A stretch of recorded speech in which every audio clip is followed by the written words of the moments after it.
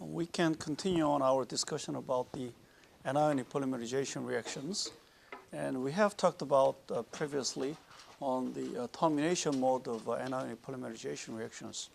In the anionic polymerization, the most important thing is about the, in termination, the water is very important, right?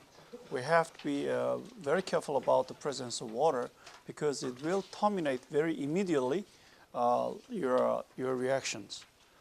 But let's talk about the kinetics, okay? Kinetics of the anionic polymerization reactions very briefly in this case. Well, we can talk about the styrene monomer. The reaction is conducted in the liquid ammonia, which is if it's in the liquid form, it's the temperature will be around minus 33 degrees C. Okay? And you can see the styrene is initiated by the potassium amine, and this potassium amine will be dissociated into potassium ion with the amine anions. And you can see this is the equilibrium reaction, so that you can find out the equilibrium constant, K, large K. Okay? And and for the same analogy, you can see the anionic polymerization with the initiation reaction rate constant. Okay? The observation done by the Huggins and Udings a long time ago, published in JAC, Journal of Chemical Society, was that when they add the initiator, then the reaction rate increases with the initiator concentration and the square of the monomer concentration. And the molecular weight increases with the each of these dissociated ion concentrations. And the polymer is formed without any instability. So what happened? What happened with this anionic polymerization in terms of the kinetics? So they try to find out the overall reaction rate, as we have already done in our radical polymerization reactions. So they started to develop some equation to describe this, reactions. And you see the equilibrium rate constant. Equilibrium constant is a concentration of each in the product side divided by the concentration in the reaction side. Okay? So K is defined right in here, and you can describe this Ri, okay, the initiation reaction rate, in terms of the rate constant and the concentration of each component. Okay? So that Ri is Ki times concentration of each component here, and because we know large K is related with this, so that this amine concentration will be K, and K prime, the concentration of the potassium amine, so that you can rewrite this equation on the bottom. Okay, right? So if the concentration of the potassium ion increases, then the reaction rate will be, particularly the Ri, will be decreasing, because large potassium ion concentration is in the denominator side. Okay? Therefore, if this increases, then Ri decreases, and this supports the reaction rate increases with the initiator concentration. But if they add potassium ions, if you have any additional potassium ions in your system, then reaction rate will be inversely proportional to each other. Okay, and also the propagation rate will be determined by the some growing chain with an anionic end group attacking the monomer, and you will proceed with the propagation reaction. And if there is any chain transfer, then if there is any proton coming from ammonia, because we use ammonia as a solvent, okay, then you will terminate this stuff, so that overall reaction rate can be described in the right side, in the final equation. In the final equation right in here, because P could be described as propagation reaction rate constant times the concentration of each component. In this case, M minus is described as M, the growing chain, with the chain end with the negatively charged one, and the monomer concentration of each.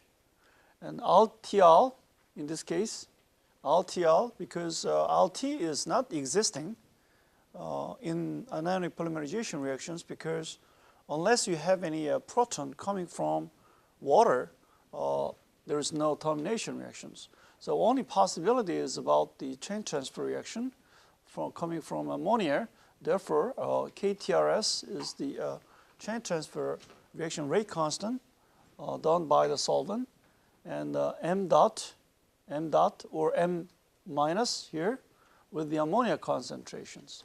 And so that LP could be Kp times M minus times M, whereas M minus could be deleted because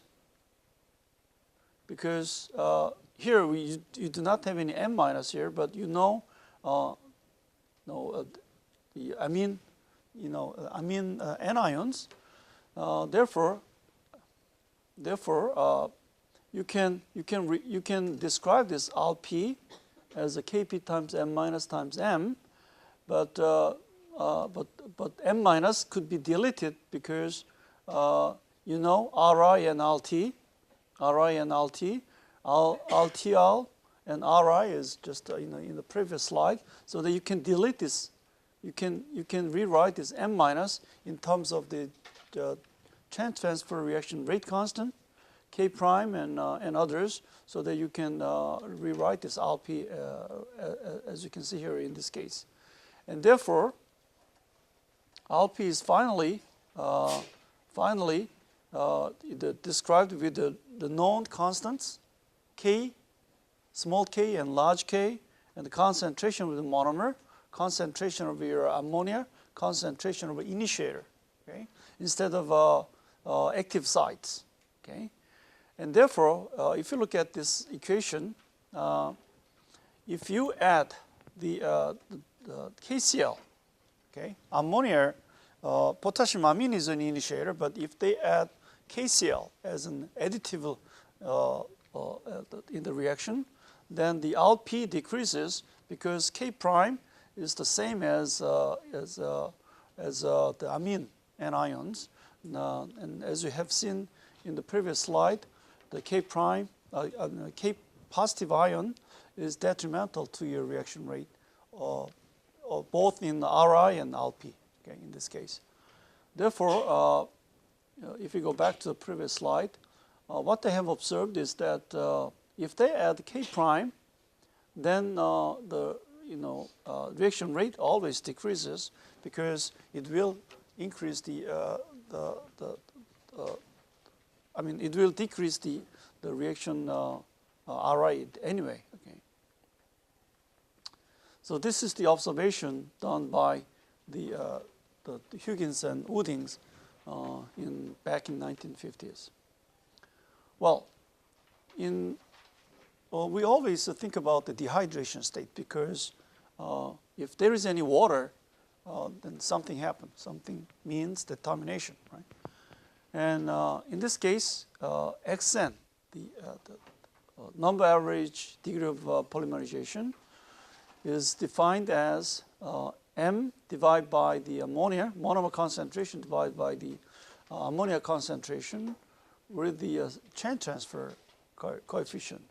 So chain transfer will always terminate this in this case, and you can see this Xn could be very simply defined in this case.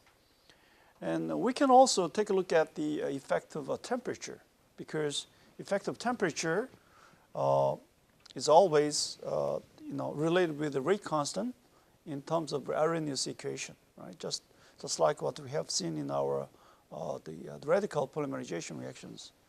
And if we just simplify everything, then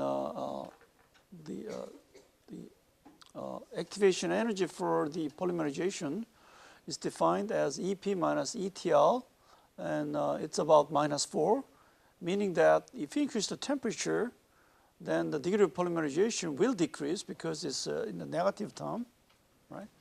But the rate will be increasing as usual. So this is very simple, and this is the same as what we have observed in the radical polymerization reactions.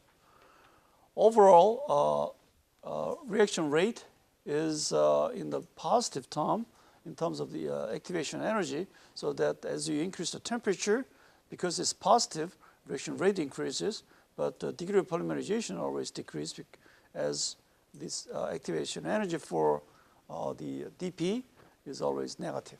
Okay? So by knowing this, the absolute value of the activation energy, you will take a look at what's happening in terms of the temperature. We can also take a look at the other simple cases as well. Okay? When we have a cyclic component, okay, such as ethylene oxide. Ethylene oxide has a triangle structure, so that the angle between the carbon and oxygen is about 60 degrees C.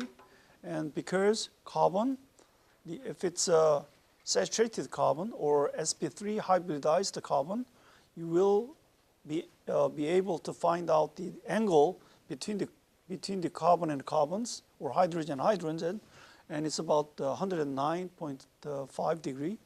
And because we have actually 60 degrees C, 60 degree in angle, you have about 49 degree of the angle strains. The strain coming from those angles, okay?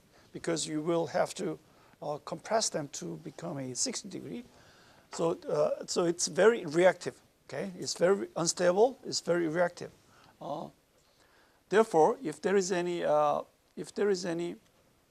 base, strong base, then it will attack this 60 degree angle, the ethylene oxide, so that you can open this angle and initiate the polymerization reactions. And as you can see here, you can very easily make the polymer out of this ethylene oxide gas reacting with the sodium alkoxide. Okay? Therefore, this is very simple reaction, and it was described in the old textbook written by the Paul J. Flory. So, assuming that we do not have any termination rate, we can obtain the very narrow molecular weight distribution, and so that the molecular weight distribution MW divided by Mn is described as 1 plus 1 over Xn, and if Xn is infinite, then it will become 0. So that infinite, then it will become 0. So that MW divided by Mn is about 1, meaning that you have a very narrow molecular weight distribution. So this is the base initiated anionic polymerization of ethylene oxide, and the strong base will act as a nucleophile, so that very strong nucleophiles are required to initiate this type of reactions. In terms of the nucleophilicity, we have a very strong nucleophiles, starting from the NO2, and you will see the order of this nucleophilicity starting from the NO2 to down to about the methyl group. And this is the strong, again the strong electron withdrawing group, okay? And the electron withdrawing ability will decrease, and it will finally become weakly electron donating, actually. Okay? So this is the very simple things that you have to remember. Anyway, now again, practically, the water should not be present in your anionic polymerization systems. Okay? I always emphasize that water is very detrimental to your reaction for your high molecular weight components. And the purity of your monomer, purity of your solvent, is very important. So you have to remove always the water, okay, even from your solvent. Now, when the gasoline is made of hydrocarbons without having any the capability to hydrogen bond with water, but you see the gasoline even in your the oils may contain small amount of water, okay? So that you have to remove the water from your very non-polar solvents such as cyclohexane or benzene and so on. Very small amount of water, such as less than 1%, 1% of water may kill your active sites in your anionic polymerization reactions. So you should be very careful about the impurity. Again, the propagation kinetics can be described that Rp is Kp times M active site, M minus, okay? The anions, growing anions, times the monomer concentration. And the you see M dot, which is the monomer containing the radical, right? Kinetic chain. Concentration is about 10 to minus 9 molar, the liter per mole second, whereas M minus is about 10 to 3 to 10 to 2 molar, meaning that the concentration of the M minus is much higher than the radical concentrations. So, so the rate constant is of course higher than the radical cases, and you see there is a strong relationship between the monomer concentration and the anionic concentration in this anionic polymerization reactions compared with the radical polymerizations.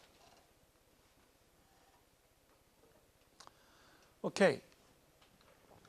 So simply we can describe the kinetics in the anionic polymerization reactions, but again, the ionic polymerization is very complicated, much more complicated than the radical polymerization reactions, because we need to think about the other factors, such as ion pairs rather than free ions. Okay? You remember that some growing chain with the ion and the counter ion is always put together as a pair, but it will be dissociated depending upon your solvation power of your solvent and what is the type of the Geigen-ions. Whether your Geigen-ion is lithium or sodium or potassium, whatever, will affect the power, the bonding power or association power between the two ions. So it's very complicated, and we can describe a little bit complicated equation. So I will just introduce you what is the effective pair. Okay.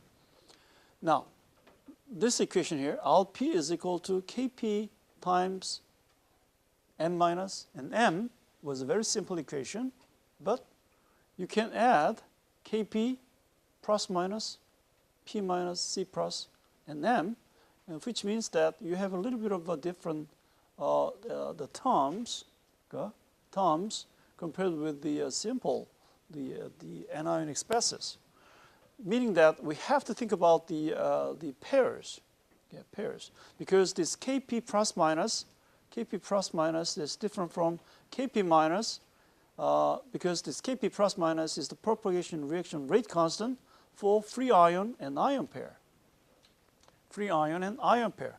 Kp plus minus is the ion pair, and that means that this is the free ion and this is the ion pair, and we have to think about the ion pair concentration in our anionic polymerization reaction kinetics. So, the Rp can be described in the two terms, but if we define Kp apparent, okay, Kp apparent is defined as here, then we can rewrite the Rp into Kp apparent times the m minus and m, meaning that we have to think about the simplification of the equations. Okay, so Kp will contain the free ion concentration and the ion pair concentration and the each reaction rate constants, so that we can rewrite this equation right in here. We also can think about the ion pair. Ion pair can become dissociated to become free ions, just like what we have seen as KNH2 will become K plus and amine minus. So and you see the equilibrium constant will be can be defined as well. So 1 over K, okay, or K can be defined as right in here, and so that you can rewrite this equation in next page. So and finally, I just wanted to simplify this equation. Finally, the K apparent can be described as Kp plus minus plus something with the known equilibrium constant large K divided by the Cjet. Cjet is the added salt such as the KCl, right?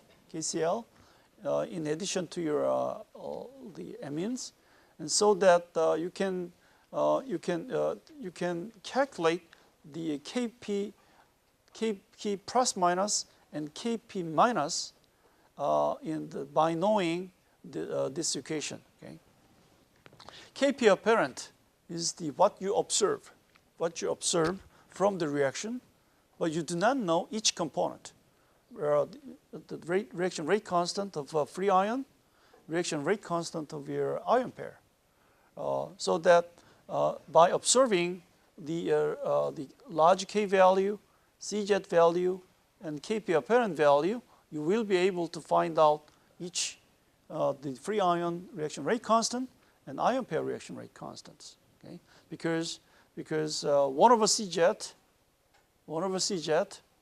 divided by O and Kp apparent could be plotted here. If you obtain the linearity in this equation, then the slope will be this one, and intercept will be this one as well. So from this, you will be able to find each component, okay? Kp minus and the Kp plus minus in this case, assuming that you know large K. Okay? So you can determine large K or Kp plus minus and K in this way, I think. Well, I do not want to complicate many things, because this kinetics of ionic polymerization is, again, a little bit complicated, and it's not the subject of your undergraduate polymer chemistry courses, but I think it will be, you will learn more about this kinetics of ionic polymerization in the graduate level, but I just wanted to say you about the flavor of ionic polymerizations. Now, you know what is Kp plus minus, what is Kp minus, and what is large K. Okay. Now, when you think about the polymerization reactions, such as styrene in liquid ammonia, but they changed the solvents such as THF, or they changed the solvent with dioxane. Okay. This THF as a structure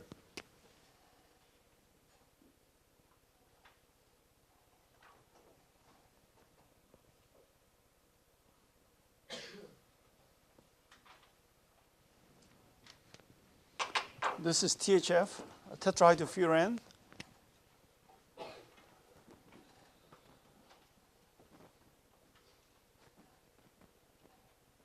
This is dioxane.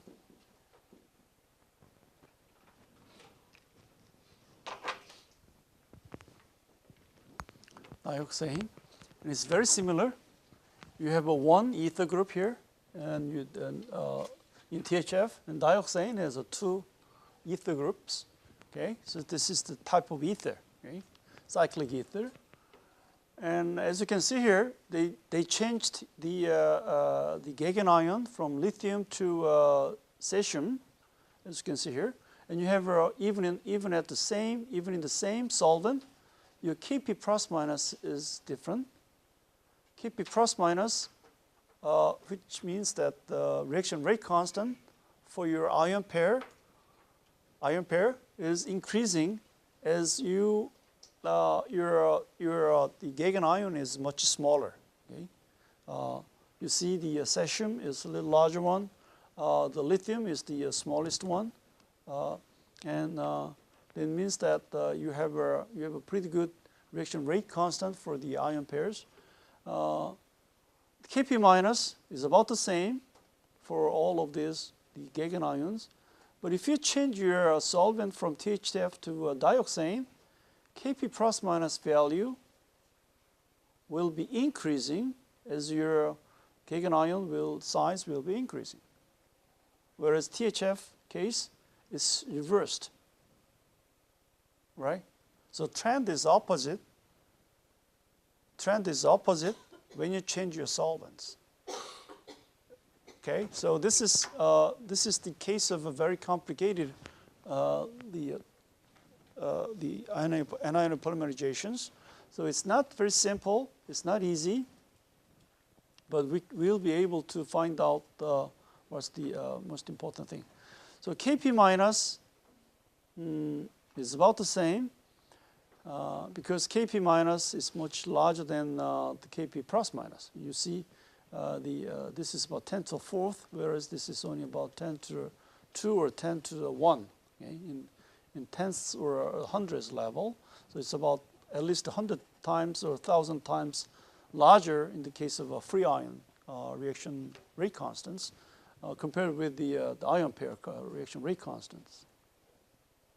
Free ion, reactivity of the free ion is much higher than the ion pairs, in other words. And what about the dioxane case? Dioxanes, this tends to be pretty much solvated. So if you have and it has a reverse tendency to the case of THF. And in this, the dioxane, the solvation is not very important because the larger Kp plus minus value means that it's easy to be attacking the monomer, so that if you have a smaller cases for the ions pairs, it's much easier to attack these the monomers. But it's again compared with the Kp minus free ions, it's much smaller. But anyway, you have some contributions. Well, this is the good sign of the complicated anionic polymerization reactions, and these all will be considered in your final kinetics for your exact the observation of your polymers. We have some of the cases. You see the Alp, the lithium ion as a Gaugian ion in the aromatic hydrocarbons will be a little bit different cases. Whereas Alp is equal to Kp times some butyl ion as a monomer, as an initiator, and the monomer concentrations. Butyl ion could be used as the initiator in many cases, and if you use a hydrocarbon solvent rather than polar solvents, just like what you have seen here, then equation might be a little bit different. Okay, so you have to think about the dipole-dipole interactions, or the solvations. So I do not want to go in more details, but I just wanted to go in very quickly so that the reactivity of the ion pair is higher than the reactivity of free ions, which is the opposite case of the polar solvents. So it's a little bit different from what you have observed, and I just wanted to go very quickly.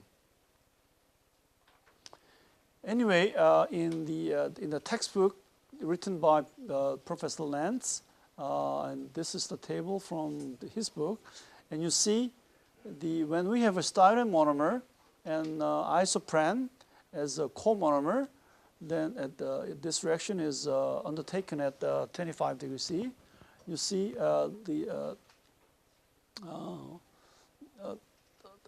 there is a little bit of a trend about the effect of solvent, effect of the solvents, and the effect of the Geigen-ions. When you have a Geigen-ion as sodium or the lithium ions, you have a little bit different values and different trends.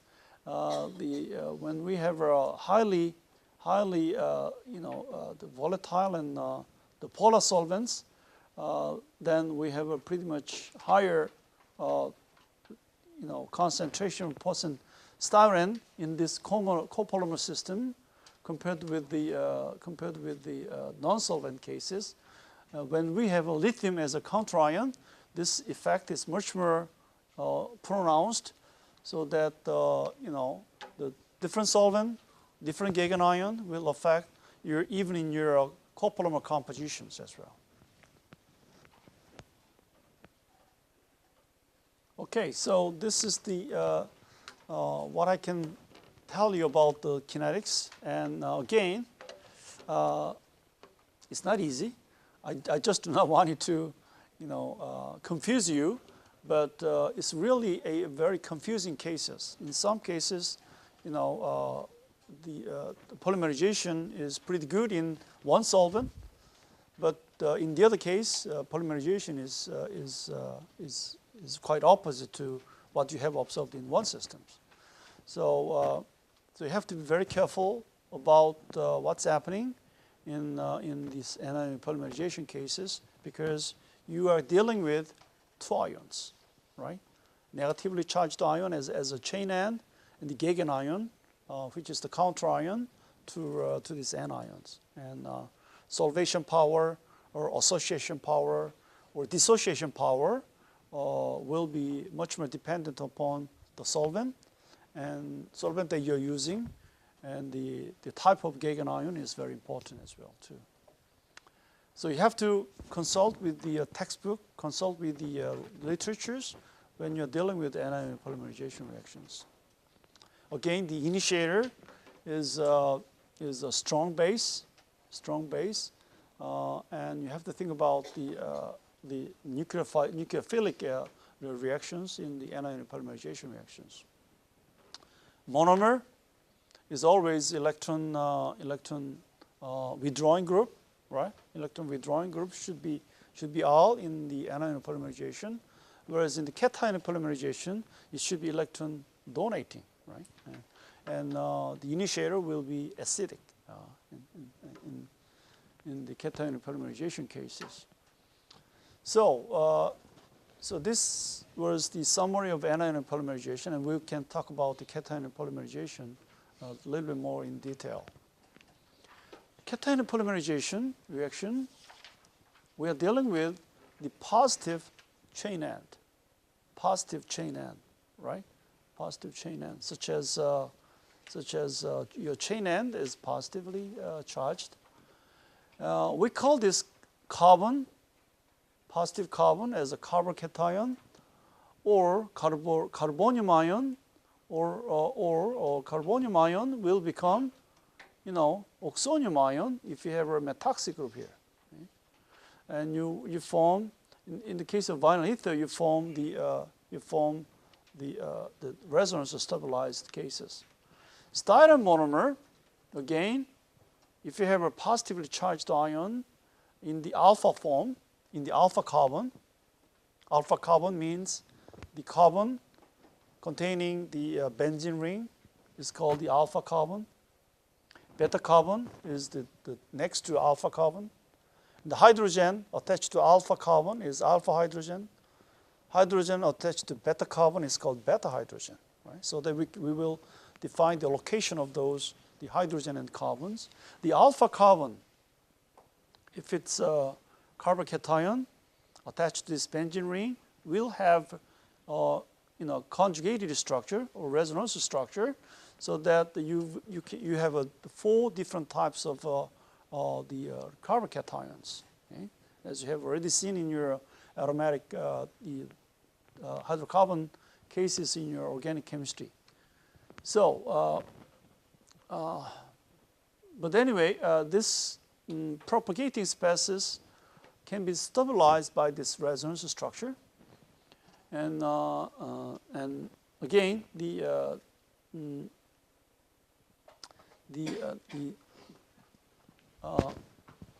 alkoxy, or the styrene monomer in this case is an electron donating group, so that it's different from your anionic polymerization cases. So this is the general description of the cationic polymerization reactions.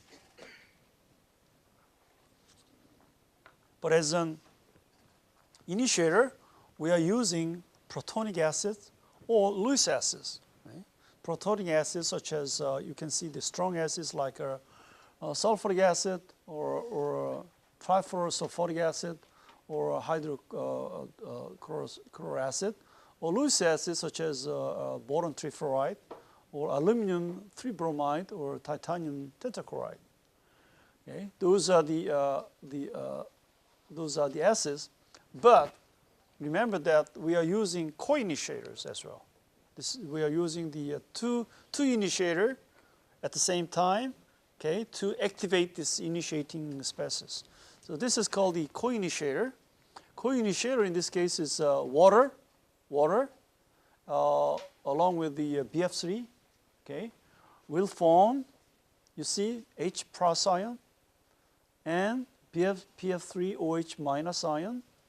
So this proton will act as the real initiators, okay, containing the activating this the carbon cations, and the negatively charged ion will be the Gaugian ion anyway. Okay. You see, aluminum tribromide will become, will become aluminum tetrabromide ion, negatively ion with the carbon cations, and so on. So you see the initiator is always have the two initiators. When we are having a BF3 boron trifluoride with the ethylene ethyl chloride, then you see ethyl, positive charged ion, carbon cation with the BF3Cl minus ion, and it's a little complicated, but anyway, this positively charged ion will attack this monomer and will initiate, and the negatively charged ion will be the counter ions. So typical initiator systems are the Lewis acid or protonic acid, and the co-initiator will be water or the acids. Okay? And so more acidic the initiator is, you have a much more higher reactivity in your systems. So acidity is dependent upon the reactivity of your systems. And in the case of Lewis acid, the aluminum trichloride is highly reactive than the aluminum, aluminum dichloride, monochloride, and so on. Okay, the acids like HCl has a higher, acidity, higher pKa value, so that this is much more reactive than the rest of them. Okay. So this is the acidity or pKa values. When we take a look at the examples, we have initiator, boron trifluoride with the water as a co-initiator.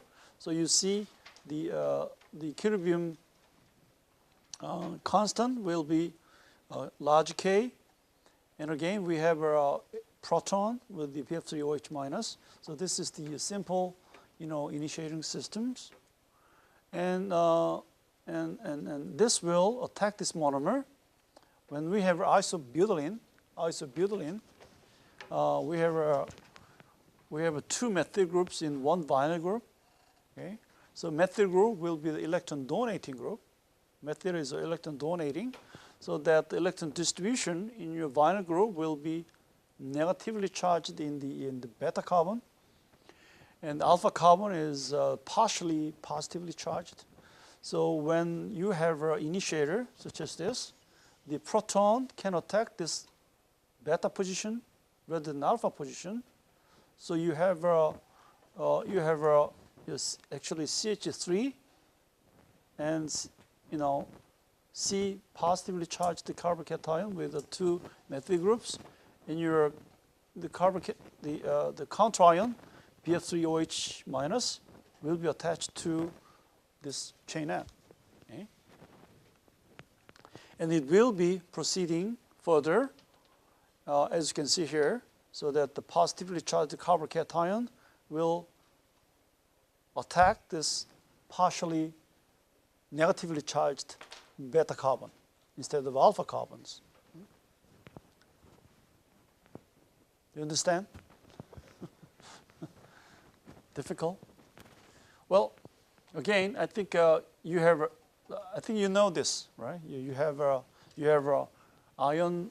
You have two initiators. Okay, one initiator and a co-initiator will become a pair, ion pair, right? This is the cationic polymerization, so that your chain end will become carbocations. In order for this monomer to become carbocation, your alkyl group or substituent group will be electron donating instead of electron pulling, right? Electron withdrawing. So this methyl group is the electron donating group, so that your electron charge will be collecting to here. So you think that this alpha carbon might be partially negative compared with the beta carbon, but actually it's not.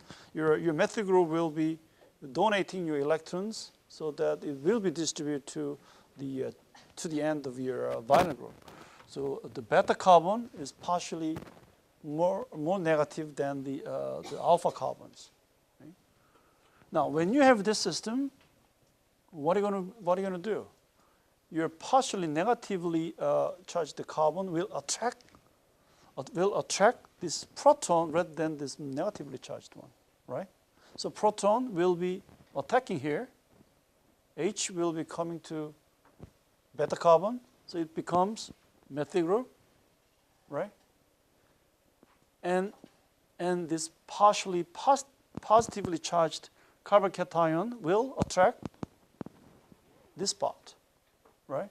So that your part, negatively charged part, will be attaching to this case. Okay?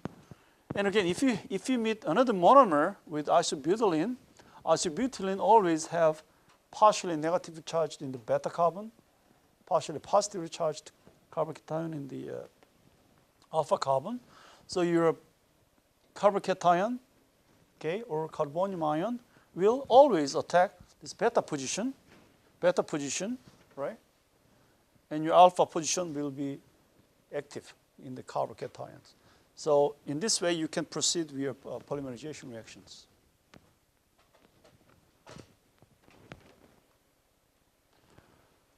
Okay, let's talk about the termination then, okay? Because we have already talked about the propagations. Okay? Termination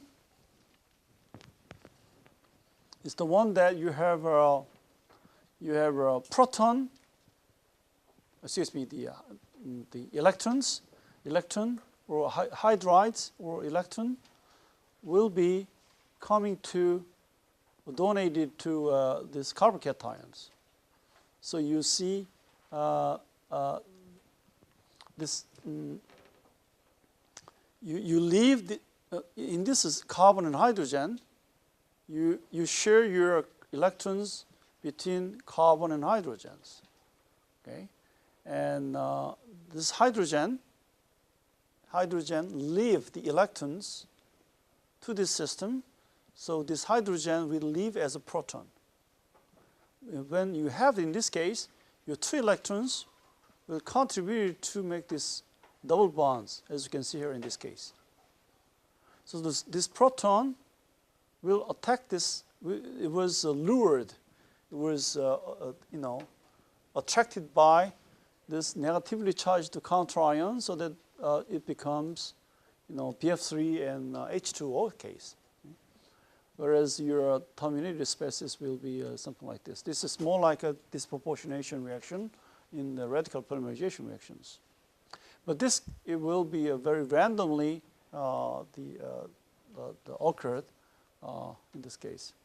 Well, this is a little bit complicated equation, as you have seen in the ionic polymerizations, but let me start. We have Ri. Ri is Ki times monomer concentration with the initiator concentration. But because we know this ion pair will be expressed as K, large K, equilibrium constant with each monomer concentrations, so that it will be simplified with this equation. Rp will be Kp times monomer concentration with the chain end, okay, the carbon cation concentrations with the counterions. If you assume the steady state cases, Ri is equal to Rt, so that you can eliminate this concentration, the active site concentration, with a known monomer and initiator concentration along with the rate constants, so that finally you can express rate of polymerization as a known concentrations, known constants, Kp, Ki, and Kt, and large K, equilibrium constant, with the initiator concentration of each case, with the monomer concentration to the square. So it makes pretty straightforward. If you assume that we do not have any complicated structures. Xn could be also described in a very simple way, and Xn is Kpm divided by Kt times KTLM, and if you Kt termination mode is, if you do not have any termination mode, Kt is equal to 0, so that Xn will be, actually M will be deleted, and Xn will be Kp times KTL, meaning that this is much constant. So you will know the degree of the polymerization by knowing the reaction rate constants. If there is any chain transfer, then Xn will be dependent upon your monomer concentrations, just like what we have seen in the living polymerization cases. Well, you can take a look at the possible chain transfer reactions.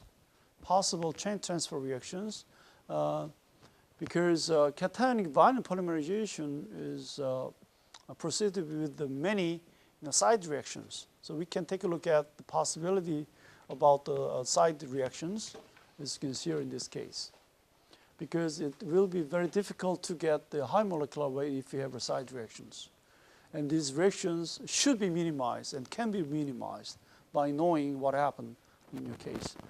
Chain transfer could be possible to your monomer, okay? To your monomer, as you can see here in this case, because you're,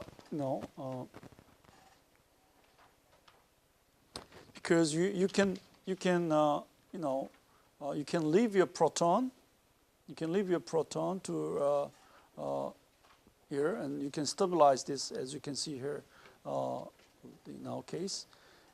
And you have the spontaneous ejection of the HCl or HX, and you may have a backbiting, just like what we have seen in our radical polymerization and the anionic polymerization cases.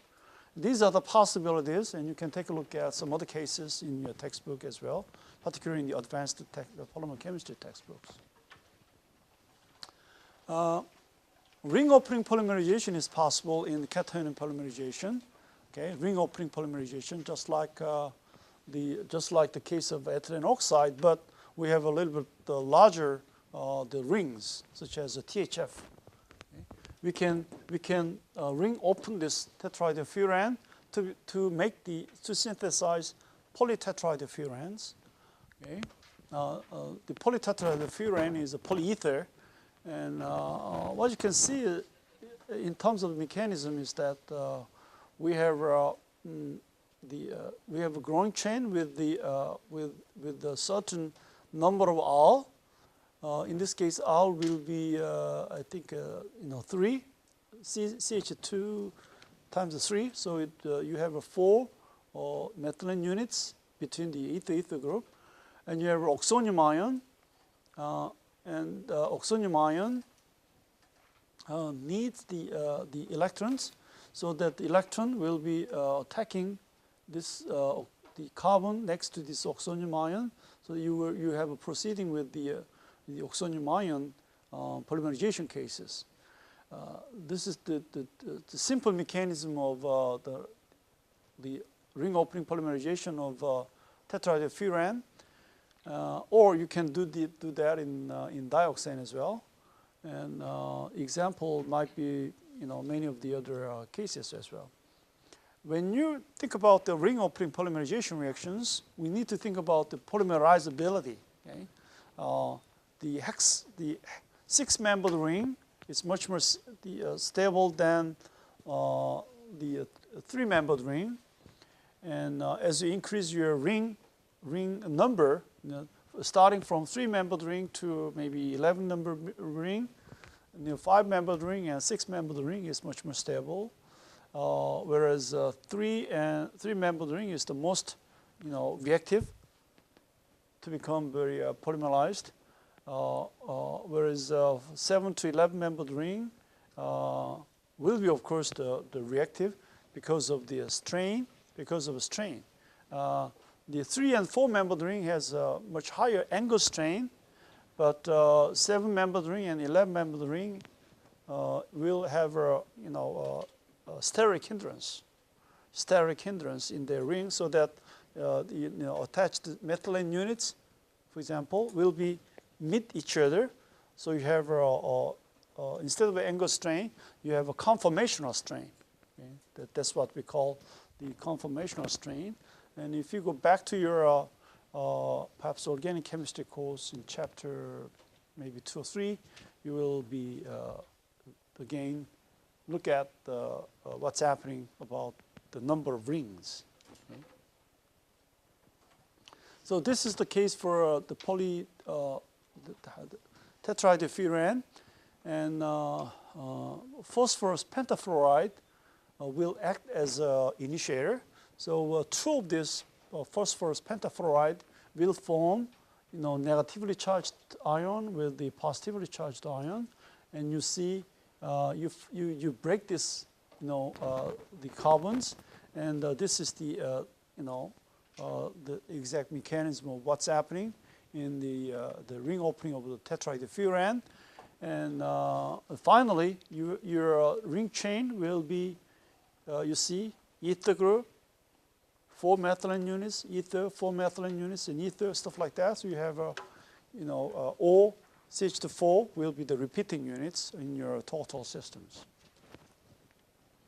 So this is the example of tetrahydrofuran polymerization, and phosphorus pentafluoride is an initiator.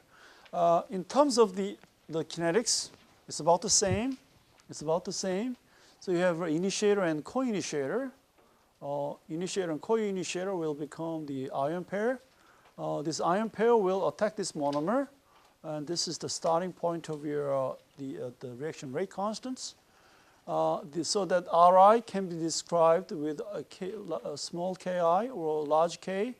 And when we take a look at the exact cases, the stannous chloride or stannic chloride with the water system is initiating systems, and you have a styrene as a monomer, or you have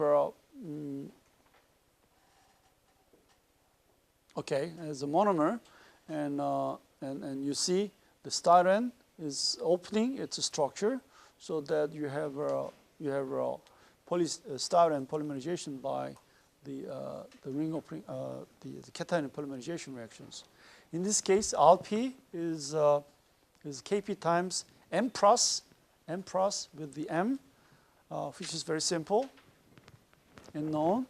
And you can see the Rp or Ro in overall reaction rate, the rate constant, by removing this M plus by knowing Ri and Rt, so that you can rearrange this equation with the known constants and monomer concentrations, just like the case of radical and the anionic polymerization cases.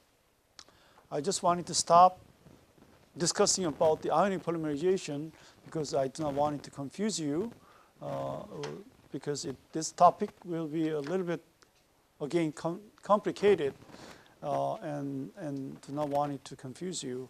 And so that if somebody wants to further study about this ionic polymerization, you can do that in your the graded level polymer chemistry courses. With that, I think this is the final slide for ionic polymerizations, and I think we can stop discussing about the ionic polymerization so far. And next week, I will start with the copolymerization reactions. Copolymerization done by the radical polymerization, because as you have seen, radical polymerization is much simpler than ionic polymerizations, because ionic polymerization is much complicated. Therefore, we can discuss about the radical polymerization with the two monomer systems, okay, which means that we have copolymer systems.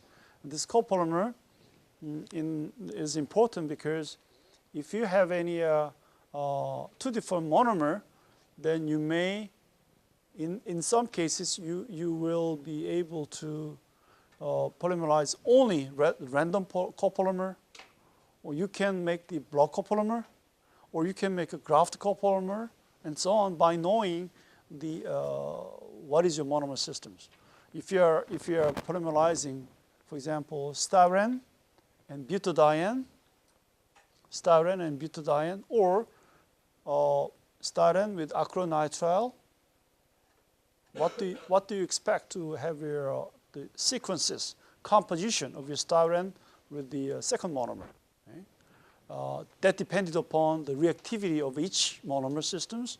So we will take a look at what about the reactivity of each monomer, what about the polar effect, what about the resonance effects, okay, of each monomer systems, and can define whether we can make the block copolymer or whether we can make the random copolymer, stuff like that in our chapter 11 copolymerization systems.